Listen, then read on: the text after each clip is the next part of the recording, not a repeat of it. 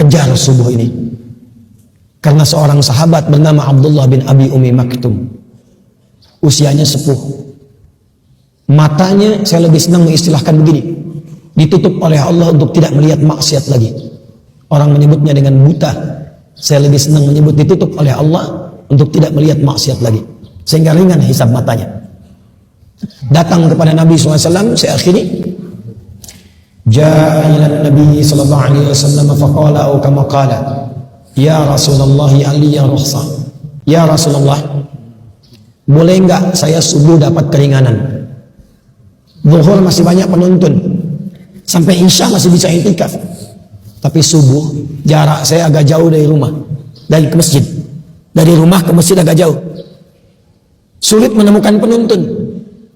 Boleh enggak saya sholat subuhnya di rumah? Sepuh, mata tak lihat, kondisi masjidnya jauh dari Masjid Awal Kuning ini.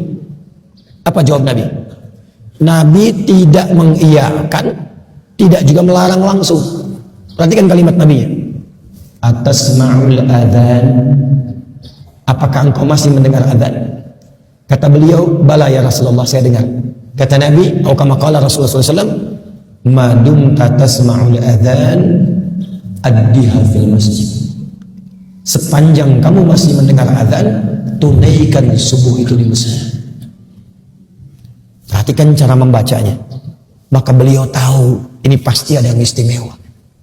Karena saya ini uzur, gak bisa lihat masjid, ke rumah jauh, masih diminta ke masjid. Maka sejak saat itu beliau berangkat ke masjid lebih awal. Jadi kalau subuhnya 4:45, jam 3 sudah ke masjid, meraba-raba jalan.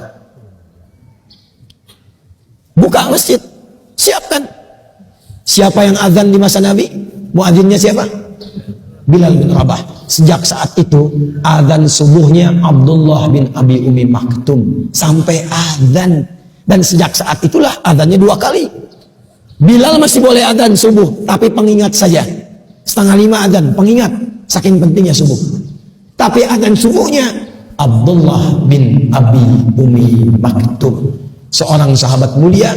Fisiknya sudah sepuh, letih, rambut sudah memutih, mata tidak bisa melihat, untuk datang subuh ke masjid, meraba jalan sampai adzan di masjid. Siapa Anda? Saya, kita, yang bukan sahabat. Namanya tidak viral dalam Al-Quran. Fisik diberikan kekuatan luar biasa. Masjid di mana-mana saya perhatikan kualitasnya bagus, tempatnya enak, nyaman, imamnya bagus-bagus, toanya sampai bahkan ke dalam mimpi kita. Dengan semua fasilitas itu masih belum mau kita menghadap kepada Allah dalam subuh ke masjid itu, dengan cara apalagi Allah mesti mengampuni dosa-dosa kita.